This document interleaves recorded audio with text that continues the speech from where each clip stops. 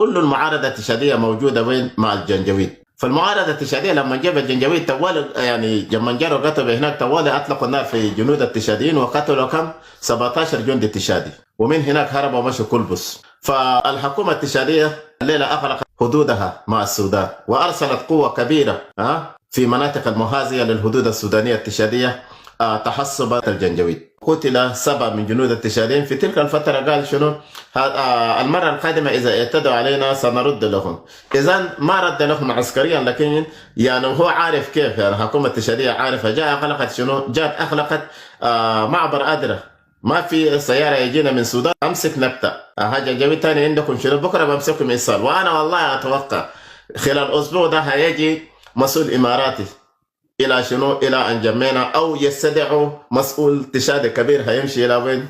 الى ابو ظبي. لكن انا بقول لكم البل جاي للتشاد، جاي بل جاي لانه معظم المعارضه التشاديه موجوده وين؟ موجوده مع الجنجويد. بالعكس شوفوا يا جماعه، معارضه والحكومه كلهم يدعموا للجنجويد. حكومه تعتقد انه هي قاعده تستهدف تنصد عشان تعمل استنزاف للمعارضه، لكن بالعكس الناس اللي قاعدين بيستفيدوا ويتدربوا وخشوا الهروب ويعرفوا تمام، ثاني يجي يهاجموا وين؟ للحكومة التشادية. فالقادم أسوأ. طبعا هجوم على المصرية أو هجوم على مدينة التينة كلها يا جماعة أنتوا عارفين جاي شنو؟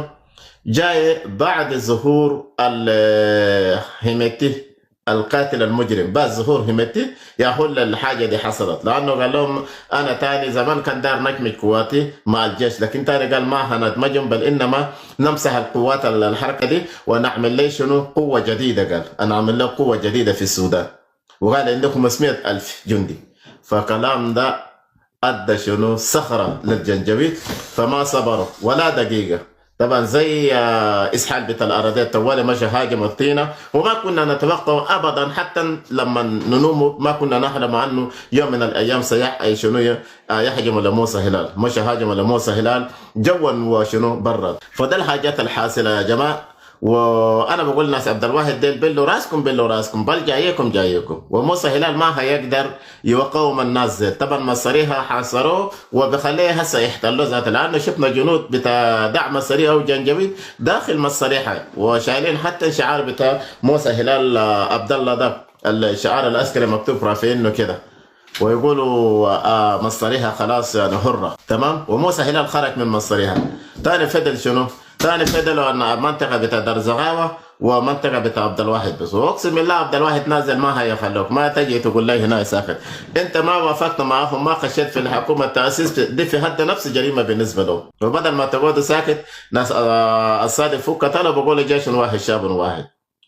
المهم السؤال المطروح هنا فيما يتعلق عن موسى هلال وهجوم لموسى هلال، هل تعتقدون انه دي يعني هيدعك للدعم الصريح وتكون بداية لهزيمة الدعم الصريح، أم يعني دي نهاية لموسى هلال ومجلس الصحوة الثوري، وهتكون دعم الصريح هي التي مسيطرة على الوضع في دارفور، وموسى هلال والمحاميت يكون ما عندهم أي شيء في دارفور؟